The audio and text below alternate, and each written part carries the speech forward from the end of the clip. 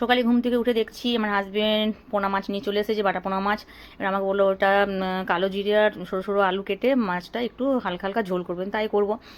তারপরে বললো খুব বেশি কিন্তু হালকা ঝোল করুন, একটু যেমন ভালো হয়, লাল লাল করে মাছগুলো ভাজবে, তাই লাল লাল করে মাছগুলো ভাজলাম। তারপরে তেল দিলাম, ফ্রাই প্যানে তেল দিয়ে তেলের একটু কালো জিরে আলুগুলো দিলাম, পেঁয়াজ দিলাম, পেঁয়াজ আলুগুলো ভালো করে লাল লাল করে ভেজে নিলাম। তারপরে আদা জিরে গোলমরিচ লঙ্কা সমস্ত কিছু আর রসুন বাটা সমস্ত কিছু দিয়ে মশলাটা একটু ভাজলাম। টমেটো দিলাম, স্বাদ মতো নুন আর মিষ্টি, মানে একটু হালকা আমি চিনি দিই, বেশি দিই না। তো সবগুলো দিয়ে ভালো করে মশলাটা অনেকক্ষণ ধরে ভাজতে হবে, ভেজে পড়ে তারপরে একটু জল ঢেলে দিলাম।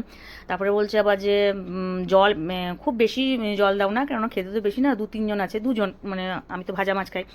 তো বললো যে আমরা 2 জন আছি, তো 2 জনের হয়ে যাবে, তাই করলাম। তো একটু বললাম যে তা তুমি বলেছিলে যে হালকা হালকা মাছের ঝোল খাবো, যে হ্যাঁ হালকা মানে খুব হালকা করো না। তা যাই হোক, মানে আমার হাজব্যান্ডের পছন্দ অনুযায়ী তো আমাকে করতে হবে। তারপর দেখো জল ঢেলে দিলাম, জল ঢালার পর আমি মানে একটু ফুটলো, যখন দেখলাম আলুগুলো সেদ্ধ সেদ্ধ হয়ে গেছে, তারপরে আমি মাছগুলো দিয়ে দিলাম। মাছগুলো দিয়ে 5-10 মিনিট আবার মাছগুলো ফুটলো, ফুটে পরে তারপরে আমি ভাবলাম নামিয়ে দিই।